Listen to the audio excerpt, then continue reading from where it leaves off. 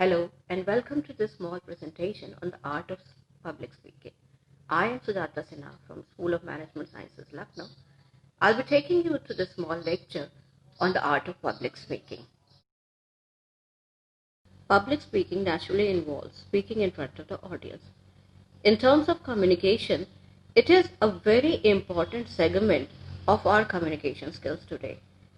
No matter where you are in a small or big organization, you will be called upon to speak in front of whether 20 people, 200 or even 2000 people at any given point of time, simply to express your ideas, to participate in group discussions or to make presentations. It depends on your organization. It may surprise you to know that public speaking is normally considered amongst the top 10 fears or the phobias of the world. The actual name for it is glossophobia, the term which has been derived from a Greek word glosso, meaning tongue. Tongue over here means nothing except speech, and then phobos, which stands for fear. So all put together, we are looking at glossophobia as being one of the top fears of the whole world. There are certain factors which play a very important role in overcoming your glossophobia or to master your art of public speaking. You may find several. However, I have zeroed it down to only 5. And those 5 are naturally your communication skills, your mastering of content. Audience plays a very important role, your presentation skills, and not to forget, of course, overcoming nerves. Nerves are equally important to overcome if you're looking towards mastering your art of public speaking.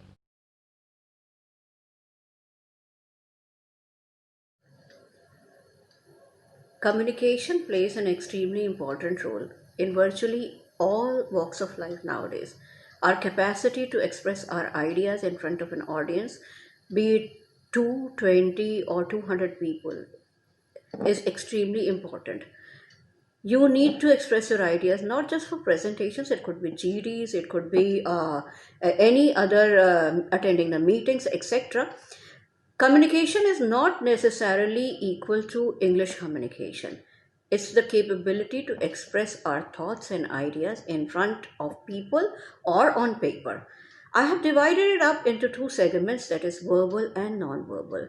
When we are looking in terms of public speaking, verbal takes over non-verbal at the least as far as the words are concerned.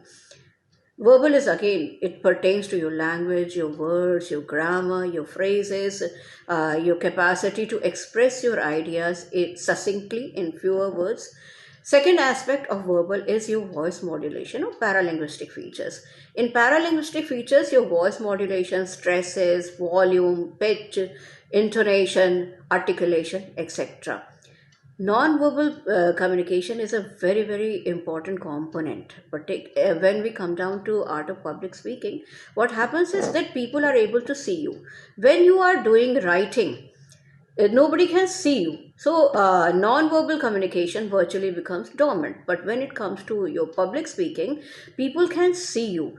So your gesture, your posture, your eye contact, your facial expression, grooming, attire, everything is extremely, extremely important. In grooming, we are not just talking about women's grooming, men's grooming also, the kind of clothes that you are wearing, accessories, perfumes, your haircut, everything is extremely important. All aspects of communication play a major role in your public speaking.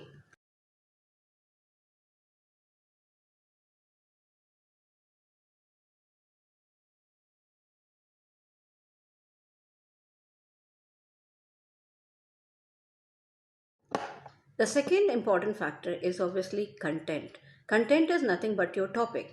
You need to research your topic. You don't need to know everything about your topic from end to end, but you should have sufficient knowledge to convince your audience.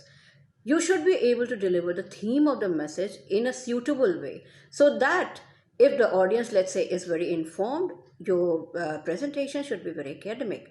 If it is uninitiated, then you should go with basics. The opening gambit, it is called ice breaking. The first 30 seconds of your presentation are extremely important.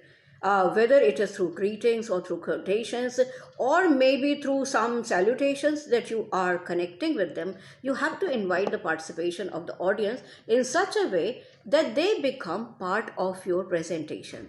They have to agree with you to some extent. If they do not agree with you, then obviously your public speaking will not come true. Please definitely provide a structure to your presentation. You cannot randomize it. If you have started at one point and you are ending at the other, the speech will lack a structure and the audience attention will not be with you. They will not connect with you in the way as they would if the whole speech has got a structure.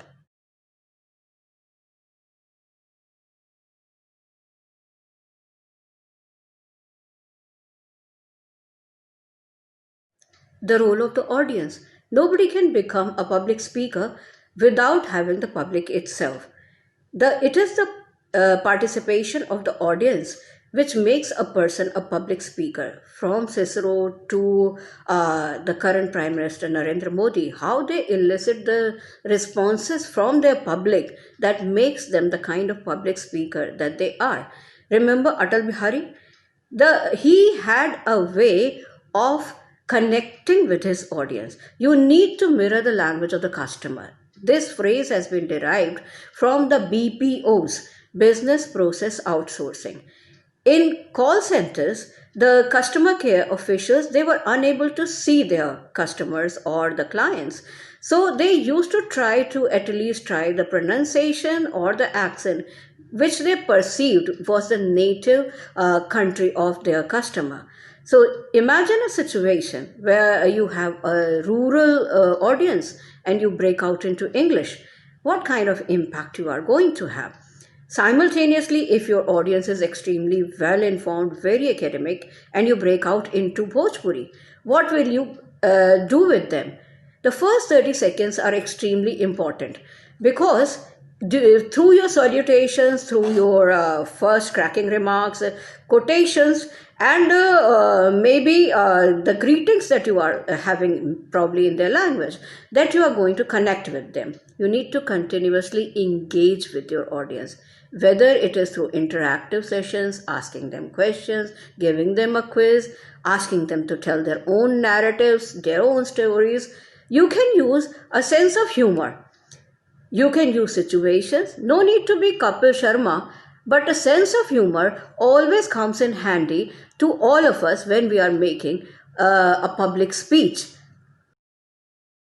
A public speaker doesn't have to be necessarily a corporate person. However, when we are looking at the art of public speaking, somewhere down the line, we are probably looking at a person making a presentation in front of his seniors, peer group, and also superiors. And the presentation most likely could be very factual. Under those circumstances, the points which are mentioned on this slide, they would be very valuable to you. Amongst all the points, things like knowing your locale, that is the place where you are making a presentation, or the fact that the audience attention spans mostly 20 minutes. So if your presentation is very long, or there are too many points on your slides, or you are rushing through your slides, that can mar your presentation. It can spoil your presentation. Nerves. There is no medicine for confidence. Confidence की कोई दवा नहीं आती है. Plan, prepare, practice, don't panic. Just learn to pronounce the names correctly, announce the ideas properly, and practice, practice, and more practice if you want to be a good public speaker.